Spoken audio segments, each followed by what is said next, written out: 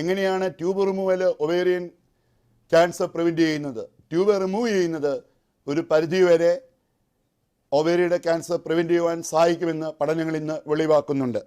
അതുകൊണ്ട് ഇന്ന് gynaecological oncology society advice ചെയ്യുന്നത് കുഞ്ഞുങ്ങൾ ഉണ്ടായിക്കഴിഞ്ഞു കഴിഞ്ഞാൽ ഇനിയും ഫാമിലി തുടരുവാൻ ആഗ്രഹിക്കുന്നില്ലെങ്കിൽ ട്യൂബ് റിമൂവ് ചെയ്യുന്നതാണ് ഒരു സ്ത്രീക്ക് ഏറ്റവും നല്ലത് എന്നുള്ളതാണ്.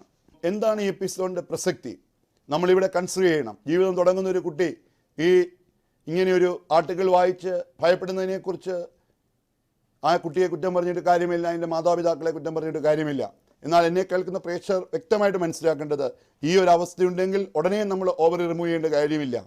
കുട്ടിക്ക് കുടുംബജീവിതം ആഗ്രഹിക്കുന്ന ഒരു കുട്ടിയാണ്, കുഞ്ഞുങ്ങൾ ഉണ്ടാവണമെന്ന് ആഗ്രഹമുണ്ടെങ്കിൽ തീർച്ചയായിട്ടും കുടുംബജീവിതത്തിലേക്ക് അവർക്ക് പ്രൊസീഡ് ചെയ്യാം. ക്യാൻസർ ആവാൻ സാധ്യതയുണ്ടെങ്കിലും എൻഡോമെട്രിയോസ് എന്ന അവസ്ഥ ക്യാൻസർ അല്ല. അവർ പെട്ടെന്ന് ഫാമിലി കംപ്ലീറ്റ് ചെയ്യുകയാണ് വേണ്ടത്. അവിടെ ഏതുതരം സർജറി ചെയ്യണം എന്നുള്ളത് രോഗിയുടെ പല കാര്യങ്ങളും നമ്മൾ കൺസിഡർ ചെയ്യണം. രോഗിയുടെ പ്രായം, ഭർത്താവിൻ്റെ ബീജത്തിൻ്റെ നിലവാരം, 2 ഓവറിയിലും അത് ഇൻവോൾവ് ആണോ, ഓവറിയുടെ പ്രവർത്തനക്ഷമത എങ്ങനെയാണ്, അങ്ങനെയുള്ള പല കാര്യങ്ങൾ എൻഡോമെട്രിയോസ് എന്ന അവസ്ഥയുള്ളപ്പോൾ നമ്മൾ ശ്രദ്ധിക്കേണ്ടതായിട്ടുണ്ട്. തുടരെയുള്ള സർജറികൾ ഓവറിയുടെ പ്രവർത്തനക്ഷമത കുറയ്ക്കുവാനിടയാകും. കുഞ്ഞുങ്ങൾ കംപ്ലീറ്റ് ആയി കഴിഞ്ഞാൽ, അതുപോലെ ഒരു ഹൈ റിസ്ക് കാറ്റഗറി ആണെങ്കിൽ ഒന്നുകിൽ നമുക്ക് 2 ട്യൂബും റിമൂവ് ചെയ്യാം, എന്നിട്ട് ആ പേഷ്യൻറ്റിനെ നമുക്ക് സീരിയലി ഫോളോ ചെയ്യാം. അൾട്രാസൗണ്ട് ഒരു പരിധിവരെ ക്യാൻസർ ആവുന്നുണ്ടോ ഇല്ലയോ എന്നറിയുവാൻ നമ്മളെ സഹായിക്കും. സംശയമുള്ള കേസുകളിൽ നമുക്ക് MRI ചെയ്യുവാനായിട്ട് കഴിയും.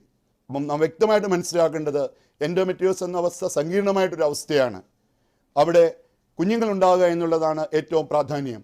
കുഞ്ഞുങ്ങളുണ്ടായിക്കഴിഞ്ഞാൽ ഈ അവസ്ഥയിൽ ക്യാൻസറിന് സാധ്യതയുള്ളതുകൊണ്ട് അവർ തുടരെ പരിശോധനകൾ ചെയ്യേണ്ടതായിട്ടുണ്ട്.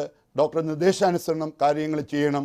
കാര്യം എൻഡോമെട്രിയോസ് എന്ന അവസ്ഥയുള്ളവരിൽ പിന്നീട് ക്യാൻസർ ആകുവാൻ സാധ്യതയുണ്ട്.